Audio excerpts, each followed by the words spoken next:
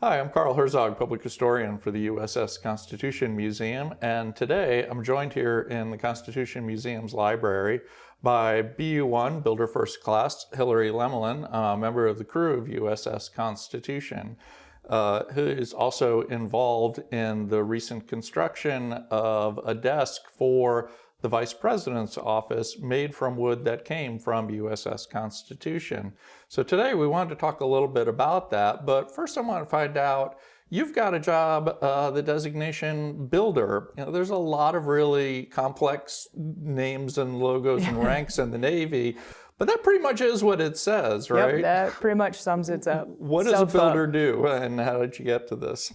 So a builder is just like any general contractor, like out in the civilian world. So I do horizontal construction. So concrete, masonry, rough framing, finish work, roofing, anything along those lines. And then inside that community, you also can get involved in things like embark, which is doing convoys and shipping people and equipment like all around the world, loading airplanes, things like that. Wow. Tell us about how you ended up in the desk project then. You clearly had the woodworking background. Mm-hmm. To do this, you were already here at Constitution. How did that opportunity come up? It was just kind of out of the blue. I honestly had only been here maybe a month and a half when I got a phone call from my prior senior chief from battalion. Didn't even know that it was desks really, didn't know where they were going to be built, didn't know who they were for. So this assignment was utterly unconnected to the fact that you were already at Constitution. Yeah, it was literally just because right people, right projects prior.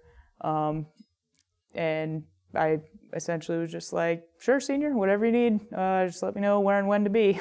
But despite the fact that the timber for it came from Constitution, the desk wasn't actually built here in Charlestown. No, so we built it in D.C. at the Naval Heritage Museum. There's like a whole big wood shop in the back of that museum that the historians were kind enough to let us invade for 2 months. 2 months it took? Yes, yep. Wow. What was sort of the challenges in doing that project? Probably the biggest challenge was like right off in the beginning. Anytime you get a new crew together, it takes, some time to get used to who's good at what, the way you guys communicate, your workflow, who's going to be in charge of what parts of the project. So you generally have like a while before the project actually starts to get together, and you plan and estimate. And you do all that kind of thing. That's when you get to see where everybody's strengths are, how everybody communicates, where everybody's going to fit in the puzzle. But we didn't have that opportunity. We got there January 3rd and immediately cleaned the whole shop, put everything where it would work for our flow, and then immediately started milling wood down. Wow. And kind of had to just jump right into it. Wow, and a variety of wood, as I understand, right? Yes, so we used Douglas fir, white oak, live oak. We used some copper nails, and then some maple, which the maple didn't come off the ship, but that's what the drawers are built out of, the inside of the drawers, just for strength, really. Okay, yeah, wow. You were down there for 2 months building that, but you've got a family at home too. I do, yep. Yeah, and a young daughter who I understand was down there getting to see the desk being built. Yes, yep. So they came down for Valentine's Day. It was just supposed to be kind of like a long weekend visit, and they just stayed through the end of the project. So they got to come in the shop and see the desk as they were being built, really in that end process before they were stained and completely put together and everything. So it was kind of cool that she got to be through all of that. Something to show later on in life. Yeah, right? And it's kind of fun that the few pictures that we have of her with the desk I can show her that when she's a little bit older and understands, like, that's the Vice President's desk that you were playing with. That's very cool. Yeah. Both those desks then now had wood from Constitution, but also, as you mentioned, some other materials. Yep. Maple was just off for the drawers. Were there other materials from any other ships or anything like that too? So we also had for the Vice President's desk, hers is called the Constitution Heritage Desk because it is all from the Constitution. other than the inserts of the drawers, which is maple, as I said. But her drawer pulls were made out of some of the square nails that they pulled off the ship during the restoration.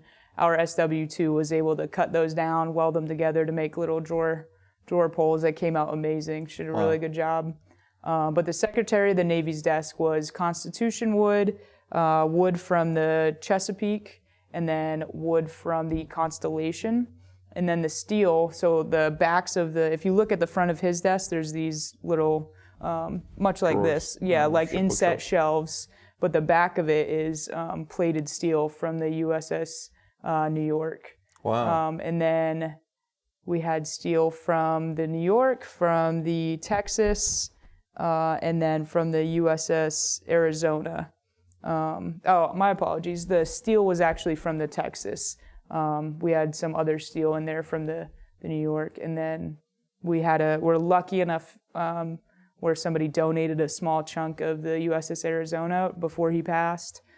So we put that in like a little epoxy puck, and then made like a little pen holder inside that middle drawer that the Secretary of the Navy sits at, with like a little memo in it, and just like as a reminder of like what position he holds at that desk. That Secretary Braithwaite kind of wrote for him or her, whoever comes next. Yeah. Wow, that's impressive, especially that heritage literally connected to the future going forward. Yeah. We really appreciate your coming by to talk to us today about Absolutely. this fascinating project. Yeah, happy to come over. Thanks a lot. Welcome.